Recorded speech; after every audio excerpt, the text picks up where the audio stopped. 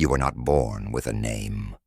You were born as a breath, a spark, a silent question whispered into the womb of existence.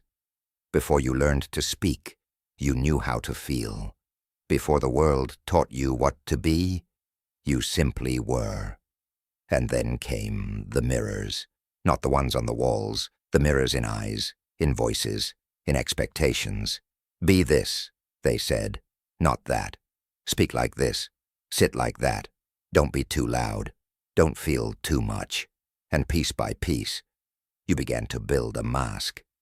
Carl Jung called this mask the persona, a necessary illusion, not a lie, but not quite the truth. It helps you survive. It lets you belong.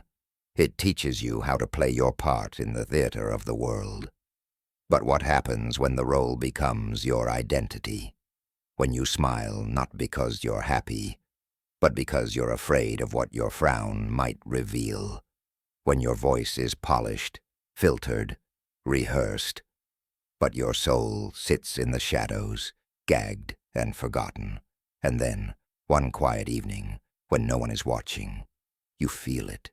The emptiness, not depression, not sadness, just absence of yourself.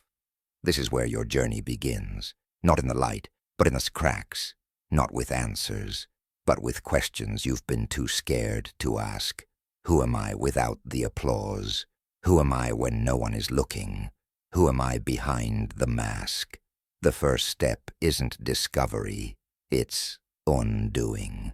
You see, the self isn't something you find, it's something you return to.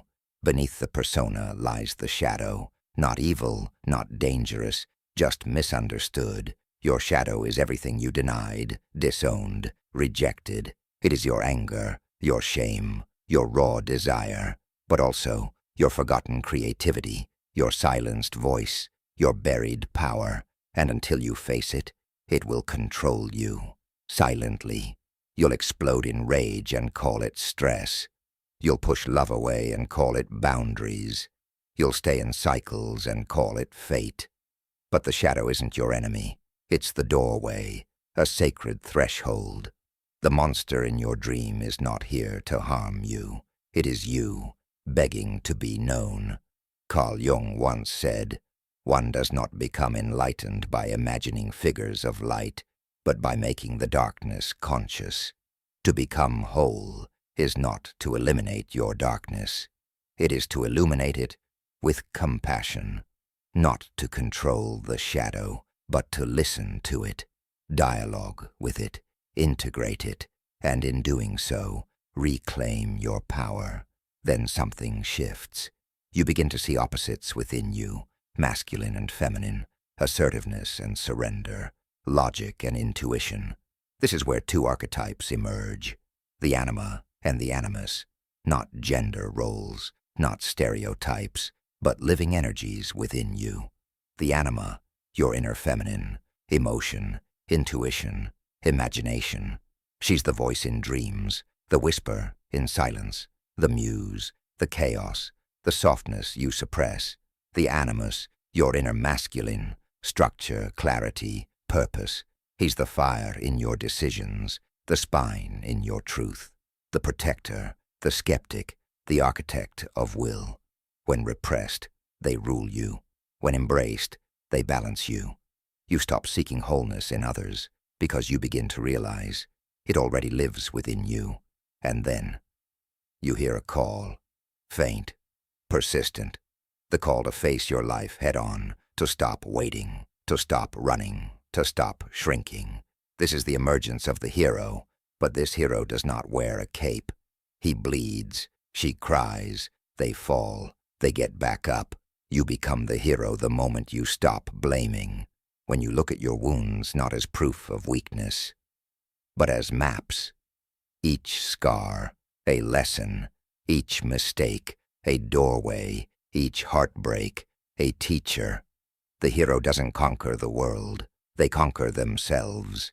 And just when you think the journey is done, when you've faced the mask, the shadow, the pain, you are brought to your knees by something greater, the Great Mother, the archetype of origin, the womb of life and death. She is love, and she is loss. In her arms, you remember, you are not in control, you never were. You are part of something larger, more ancient, more sacred.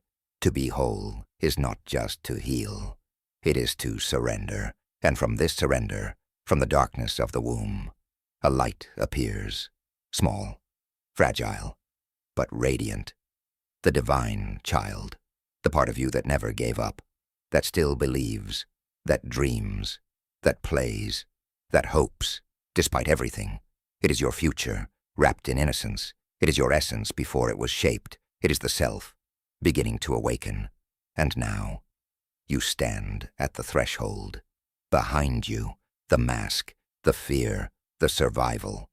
Ahead of you, the unknown. But within you, a center, silent, unshakable. Carl Jung called it the self, the deepest truth of who you are.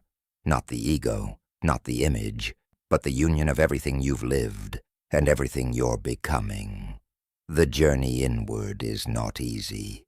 It demands that you die many deaths, not physical, but symbolic. The death of pretending, the death of perfection, the death of who you thought you were. But what is born is someone real, someone whole, someone you. So ask yourself, what mask are you still wearing? What part of you is still in the shadows? And are you finally ready to come home to yourself? If this message stirred something in you, you're not alone.